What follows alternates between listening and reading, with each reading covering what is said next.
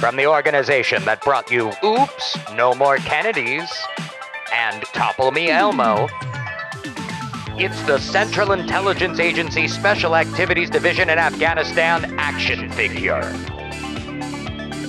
They may look American, but if they do anything bad, they never existed.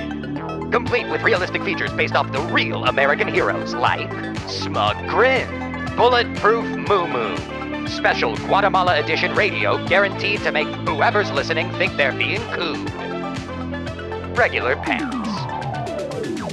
But most importantly, it's a backpack full of American taxpayer dollars to pay some other guys to do shit that makes you, a seasoned CIA professional, wanna fucking hurl. Use the backpack cash to raise an army of foreign fighters. Foreign fighter accessories come with these Death Squad actions. Summary executions of whole families. Raiding medical clinics of Western NGOs who give an aspirin to the wrong piece of shit.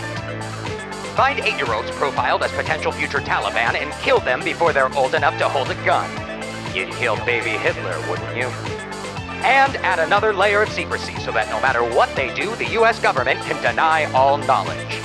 This limited release won't come again until the next war in Afghanistan, so get yours now at the EmpireFiles.tv. Warning, foreign fighters may cause imposter syndrome, PTSD, anxiety, and 9/11.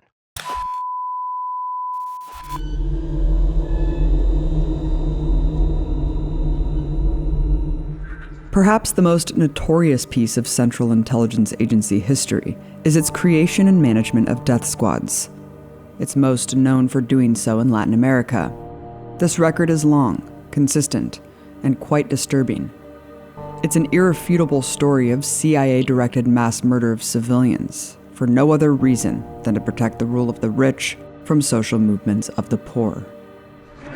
The CIA will secretly organize among the scattered groups, attempting to unify them into one opposition force.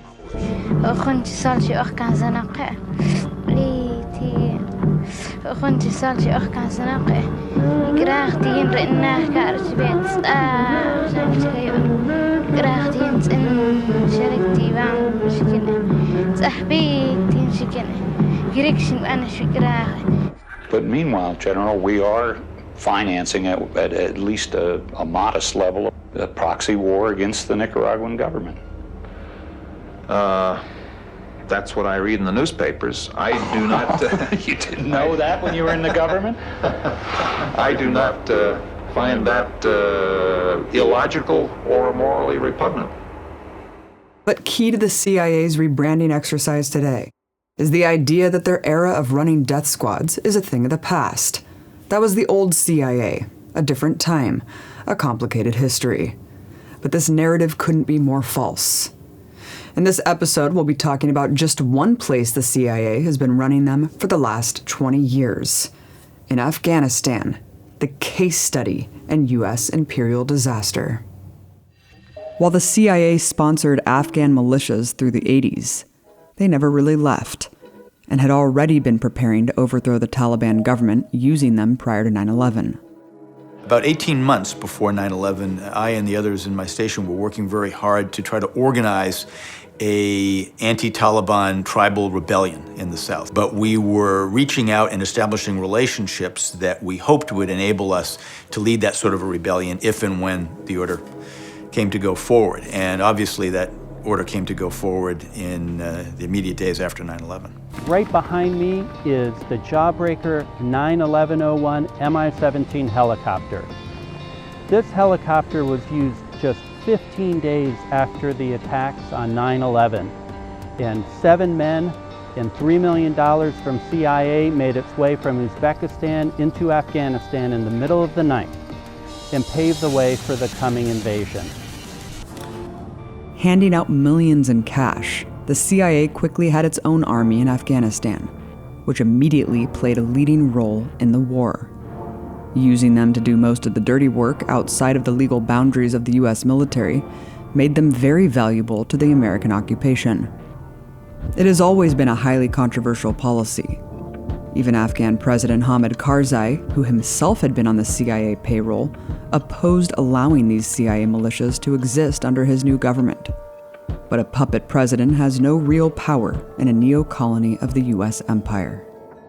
look, at the end of the day, unless we're going to colonize Afghanistan, we need to have some sort of a political dispensation in that country. And so initially, we were hoping that the Taliban would be that force.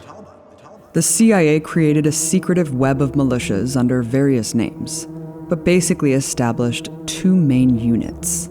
The first, called the Coast Protection Force in northeast Afghanistan, which is fully under CIA command and is headquartered at a major CIA base. The second is the Special Forces of Afghanistan's own intelligence agency, the National Directorate of Security. They run operations in the rest of Afghanistan. While the NDS Special Forces are technically part of the Afghan military, they are trained, funded, and actually under the control of the CIA. Because of the secretive nature of these militia fighters, the exact size is unknown, but it's estimated to be around 10,000. Their primary function is to conduct raids of villages where people are suspected of opposing the U.S. occupation or being pro-Taliban, but often it's based on totally bogus rationale. For example, if the Taliban enter a village one night demanding food, and villagers provide food in fear of crossing the Taliban, they're subject to CIA raids for the crime of aiding terrorism. Now, raids of villages are pretty standard for all U.S. and Afghan military forces. So what do they actually do that would qualify them as death squads? Because even in comparison to conventional forces, the havoc and death they unleash is stunningly higher. According to the United Nations Mission in Afghanistan report in 2018, which was a year of record civilian deaths by conventional Afghan security forces, the CIA teams killed about the same number of civilians. That means as many as the Afghan local police, the Afghan National Police, the Afghan Army, and the Afghan Air Force combined.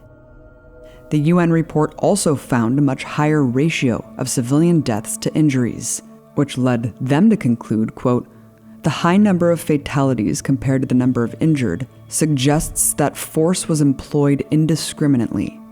In particular, summary executions." To put that into context, if the CIA militias number around 10,000, the combined Afghan security forces outnumber that by over 300,000 personnel. Basically, the Central Intelligence Agency manages to kill as many civilians as a force more than 30 times larger than it, which is itself known for widespread civilian deaths. Listen to Mike Pompeo, when he was director of the CIA, explain their strategy. We can't perform our mission if we're not aggressive, vicious, unforgiving, relentless. Vicious, unforgiving, relentless. You pick the word. Every minute we have to be focused on crushing our enemies. Here's what aggressive, unforgiving, and relentless translates to on the ground. In Paktia, CIA forces raided the home of a village patriarch, who was also a member of the Provincial Peace Council. He, alongside 5 of his family members, were shot one by one in the head. One witness testified, "A wolf from the mountains doesn't carry out such actions. They shot them in the eyes and mouths, where the women were sitting. I can't explain. And those young people, they were the future of Afghanistan, students at university." In Khost, they raided a home and took one man for interrogation. While they were torturing him outside, CIA forces executed his 2 brothers and sister before setting the house on fire. Inside, they left a 3-year-old girl trapped in the house, who burned alive in the blaze. In a Kandahar town, they took 20 men from their homes and summarily executed all of them in front of the village. In August 2019, in Kulalgo village, they, quote, "blew open the doors of the house and shot 4 men in front of the rest of the family. In another house, they fatally shot 3 shopkeepers and one of their guests, all of whom were home for Eid celebrations. In the third incident, they killed a religious teacher and 2 construction workers." One witness said, "The residents complied. There was no resistance. They were separated from other family members and taken to separate rooms and shot dead." In October 2018, in the Rodat district of Nangarhar, 13 civilians were executed, including a 9-year-old boy. with CIA forces shooting children as they ran to the bodies of their loved ones. Executing children is not just collateral damage in attacks on suspected militants. As part of the Trump-Pompeo relentless and unforgiving escalation, the CIA started directly targeting children who might one day grow up to be supporters of the Taliban. A shocking expose out today in The Intercept reveals CIA-backed death squads in Afghanistan have killed children as young as 8 years old in a series of night raids, many targeting madrasas, Islamic religious schools. In December 2018, one of the death squads attacked a madrasa in Wardak province, killing 12 boys, the youngest 9 years old. Those 12 boys that had been taken out of the several dormitories had been massacred in a room.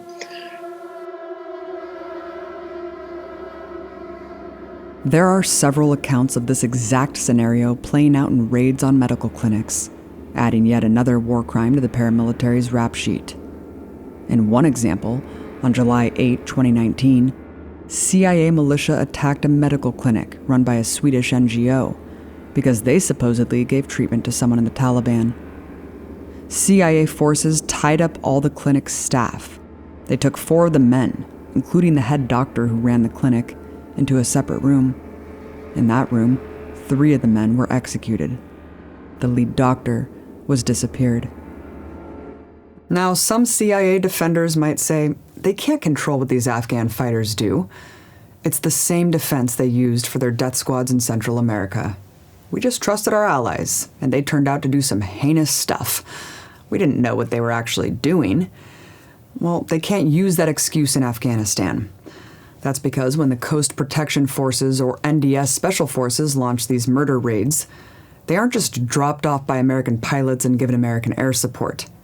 The CIA commandos are actually on the ground with them, giving the orders. In one CIA raid in Toragar, one survivor recounted, "When my father opened the gate, they shot him dead. Then they tossed a grenade, killing my mother." While watching both his parents murdered, Khan stated he heard men yelling in English. Even in the mass murder of children at religious schools, multiple survivors reported there were Americans present. In 2015, the Washington Post interviewed witnesses from 6 different massacres by the CIA paramilitary forces. In every instance, they recounted hearing English being spoken by armed men who had interpreters with them. The same report also interviewed former Afghan commanders in the CIA paramilitary. One said, "The orders came from the Americans. They were the real bosses." This pattern shows that these paramilitaries, under direct command and supervision of the CIA, carry out summary executions of civilians as a matter of routine policy, without a doubt earning the label of a death squad. Sadly, it doesn't end there. The Afghan people don't just have to worry about being shot to death by the CIA troops, but the airstrikes that come before and after the notorious raids. U.S. forces are well known for reckless massacres by air, especially in the past few years when airstrikes increased to pave their retreat in blood. But the CIA has a different level of impunity and freedom to rain hellfire on civilians with their own aerial arsenal. In March 2019, CIA militia was searching the village of Nasir Kill, calling in airstrikes on civilian homes. One survivor told Human Rights Watch, "The airstrikes hit 2 houses. A soldier of the Afghan National Army, his wife, and 4 children were in one of those houses. All were killed. The village doctor, his wife, and their 5 daughters were in the other house that was hit, and all of them died. A total of 13 civilians were killed." There are countless other stories like this. Masi Mubarez, a villager in Mullah Hafiz, lost his entire family in a CIA airstrike on their home. His wife, his 7 children, and 4 of his young nieces. The youngest was his 4-year-old son. Mubarez told investigators, "I have lost everyone. I am alone now." There's no hope for accountability for past crimes or stopping future ones, because the CIA and its militia forces operate in the dark, under no official chain of command, off limits to the kind of scrutiny that can be leveled against conventional American-led forces. And while journalists and human rights organizations have uncovered many of the horror stories I've shared in this episode, we can only assume that most of what they've done remains hidden away in the shadows. How many incidents have no survivors left to tell the tale? As the U.S. withdrawal from Afghanistan begins to take shape, it's clear the U.S. will not really fully leave. But perhaps the biggest remaining footprint of the U.S. empire will be the CIA's death squads, which were hatched long before the U.S. occupation, and they'll surely outlive it.